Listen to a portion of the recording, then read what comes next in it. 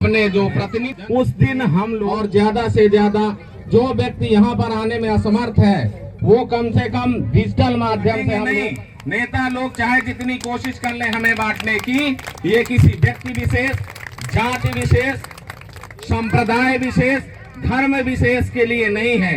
ये हम सभी व्यक्तियों के लिए अपने मौलिक अधिकार के मांग के लिए हम लोग यहाँ पे इकट्ठा हुए हैं। किसी भी सरकार के विरोध में नहीं है, केवल हम लोग अपने जनप्रतिनिधि तक अपनी बातें पहुंचाने की कोशिश कर रहे हैं। हम अपने जनप्रतिनिधि से हमारे जो मौलिक अधिकार है उसको मांगने की कोशिश कर रहे हैं। जैसे कि यहाँ पे नाली नहीं है, अगर यहाँ पे खड़ंजा वहाँ पे लगा दिया है 30 फुट रोड पे, लेकिन 4 दिन बाद उसको ही खोद डालेंगे, फिर से उसमें पानी भरेगा, फिर उसको खोदेंगे, फिर वही स्थिति वो पहुंच जाएगी। तो ये जो ऐसा कार्य हमको नहीं चाहिए।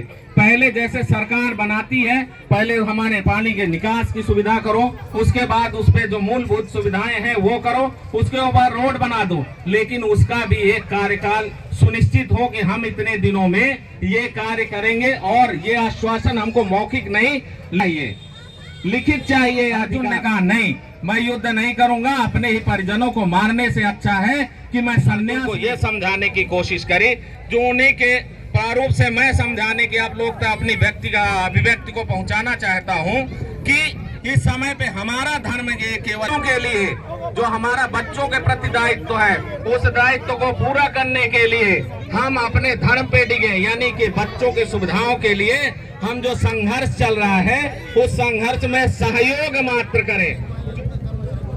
आपका नाम? मेरा नाम राजू है। राजू जी, आप क्यों स्ट्राइक पे बैठे?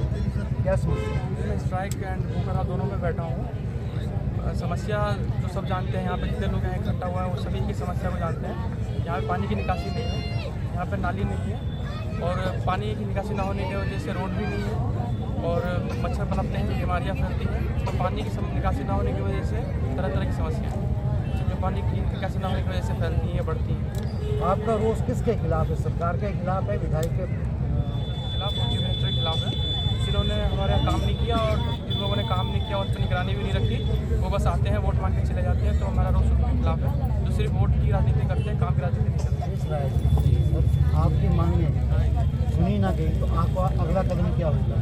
सर, हमारी मांगें अगर नहीं सुनी गई है, अभी तो ये हम लोग सांकेतिक धरना प्रदर्शन एवं भूख हड़ताल का आयोजन किया हुआ है अपने कॉलोनी के अंदर।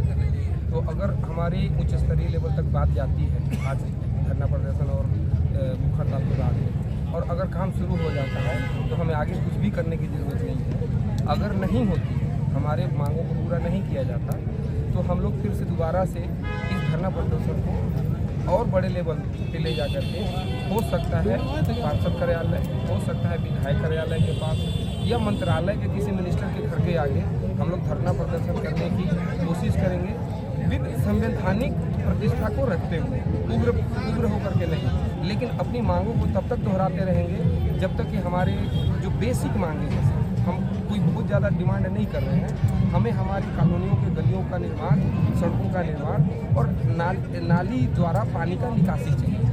तो ये तो हमारा सर हक भी बनता है और उनका ये फर्ज भी बनता है। अगर हमारे हक मांगने से भी नहीं हो रहा, उनको फर्ज तो बनता है, उन्होंने फर्ज तो निभाया नहीं, तो क्या अब हम अपने हक के लिए भी ना लड़ें? किसी दूसरे तरीके से भी कर सकते थे, लेकिन आप भूख हड़ताल से क्यों? सर, ये हमें सबसे शांतिपूर्ण तरीका लगता है हमें हमारा गुस्सा जाहिर करने का। इससे ज़्यादा शांतिपूर्ण तरीका हमें लगता है। हम खुद को नुकसान पहुंचा रहे हैं भूख हड़ताल करके, हम और किसी को नुकसान नहीं पहुंचा सकते, हम बसें नहीं तोड़ सकते, हम कुछ ऐसा नहीं कर सकते जिससे सरकारी माल को, जान को नुकसान हो। तो हम खुद को नुकसान पहुंचा रहे हैं भूख हड़ताल करके, अपने शरीर को कष्ट दे रहे हैं, ताकि उन नेताओं को भी तक ये बात पहुँचे जिन्होंने हमें इस हालत तक मजबूर कर दिया लाके कि अब हम इस भूख हड़ताल की नौबत तक आ गए।